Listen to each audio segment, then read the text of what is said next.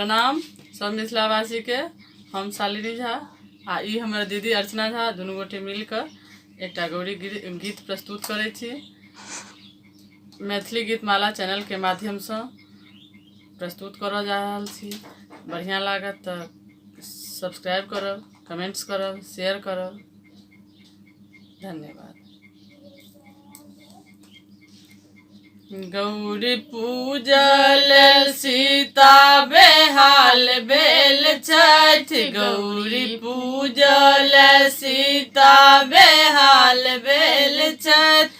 सीत सिंदूर भरल मांग लाल भेल छनि। सीत सिंदूर भरल मांग लाल भेल छनि। गौरी पूजल गौरी पूजल गौरी पूजल सीता बेहाल भेल छथि। गौरी पूजल सीता बेहाल भेल छथि। सीत सिंदूर भरल मांग लाल भेल छनि। सीत सिंदूर भरल मांग लाल भेल छनि। गौरी पूजल गौरी पूजल फूल डाली सजल रंग बिरंग फूल सा।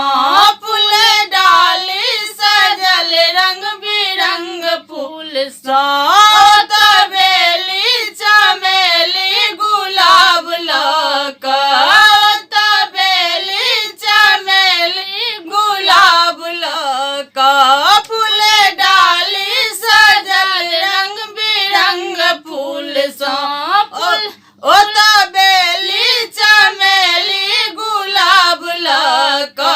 धूप गुगुल सा गम गम महल भेल छै। धूप गुगुल सा गम गम महल भेल छै। सीत सिंदूर भरल मांग लाल भेल अछि। सीत सिंदूर भरल मांग लाल भेल अछि। गौरी पूजल गौरी पूजल गौरी पूजल सीता बेहाल भेल छथि। गौरी पूजल सीता बेहाल भेल छथि। सीत सिंदूर भरल मांग लाल भेल छनि। सीत सिंदूर भरल मांग लाल भेल छनि। गौरी पूजल गौरी पूजल नव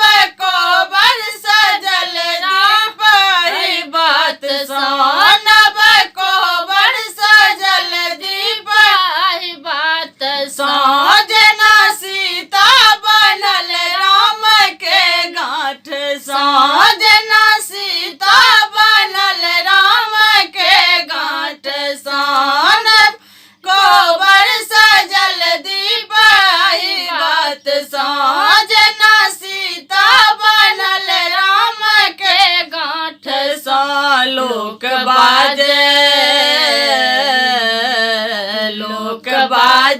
ई जोड़ी कमाल केने छथि। लोक बाजे ई जोड़ी कमाल केने छथि। सीत सिंदूर भरल मांग लाल भेल छनि। सीत सिंदूर भरल मांग लाल भेल छनि। गौरी पूजल गौरी पूजल गौरी पूजल सीता बेहाल भेल छथि। गौरी पूजल सीता बेहाल भेल छथि।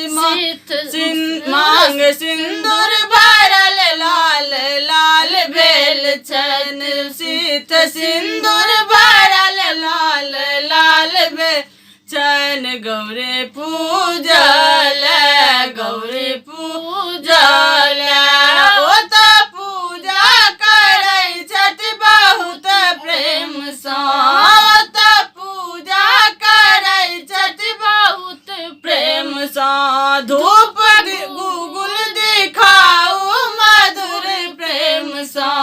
धूप गुगुल दिखाऊ मधुर